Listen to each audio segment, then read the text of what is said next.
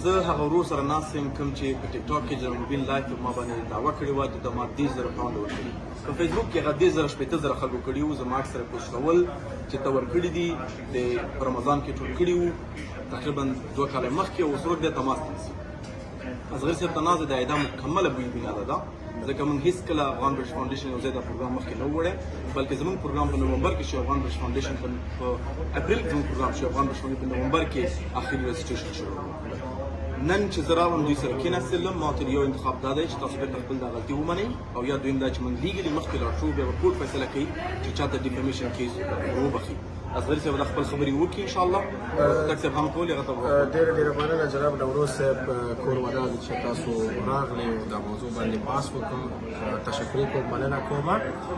موضوع خو په اصل درسته ده. دا موضوع سوء تفاهمات شوي دي په میډیا کې. اصل هدف دا و چې ما ته د غلط انفارمیشن زموږ له طرف نه، ټرسټي له طرف نه او د زموږ د فاونډر له طرف نه موږ ته رسېدلی و چې زه مسؤل کس د دې بنیاد یم او زه جوابګو یم خلکو ته.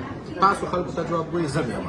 نو زموږ حاصل منځ کې دغه مس انډرسټینډینګ شوی او زموږ دغه طرف او زموږ منیجمنټ له طرف نه دا خبره بالکل تاسو باندې یعنی یو بې بنیاد او یعنی حقیقت نه لري.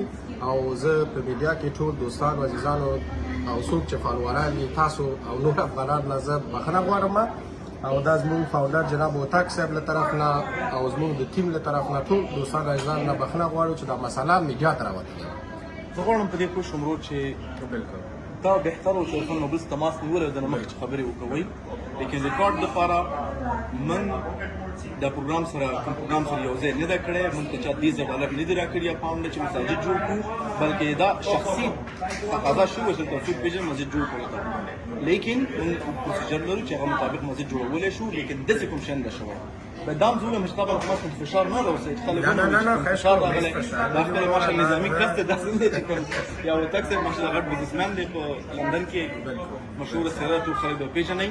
زه فقط عوامو یو تقاضا کوم، نن اصغري صاحب دی، سبا به احمد یو بل څه محدود وي، چې هر سړی یو ادعا کوي لطفا د خدای دپاره او د رسول دپاره یو ثبوت دې وغواړئ چې ته دا ادعا کوې ورو حتما یو رسید یو ریکارډ یو څه شی خو به وي که یا تاسو فقط باندې پکار چې یو څوک دا وکړي راځه او خبرې کړه او بیا یې نشروه. د خدای او رسول نه کوم دار شته څوک آخرت ته ځي او که نه ځي.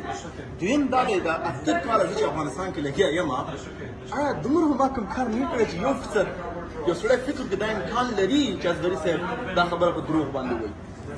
دا د امکان شته دی. نو اصغري صاحب ته نن ما وویلې نن ما خپل رب نه یو دعا کړې وه، ده ته مې خیرا کړې وه. هغه دا ویل چې ما ته یو سجده هم کړې وي هغه اخلاصانه د ده ژوند تباه کړي او دا خپل خیرا بېرته زه اخلم، ځکه ده مخلصانه خپل ګناه ومنله او امید لرم چې دا یو مرتوب کړی دی. ګناه منل هم غټ کار دی او الله دې ده ته هم بښنه وکړي، الله زموږ ګناهونه هم وبخي او الله زموږ یو خبره کوم جناب نوروز صاحب بالکل او تاسو ته بهتره معلوم ده چې هغه ونه مړه لري خلک یې وهي الله کې پرېږدي. او بله مسله دا ده جناب نوروز صاحب چې دغه زموږ منځ کې زموږ منیجمنټ کې کوم اشتباهات راغلي دي هغه زموږ اشتباهات دي، تاسو نه دي. هغه موږ خپل منځ کې حل کوو. دا زموږ هغه نور ډسکشن پاتې دي چې خپل فاونډر سره او ځینې نور سره به بحث کوو دې مسله باندې چې دا اشتباهات کېږي او یو بنیاد باندې چې هغه اکسپیرینس لري د افغانستان لپاره کار کړی دي او خصوصا د مسؤل کس له طرف نه راځي. یعنې تاسو باندې دا خبره ادعا کېږي. یعنې زه واقعا خپل خبره بېر نه اخلم، زه معذرت غواړم تاسو نه او تاسو دوستانو نه بیا تکرار وکړم. ډېره مننه، تشکر چې راغلې او تاسو ته هم ډېره مننه. بیا وروسته انشاءالله ما ورته خبرې کوو.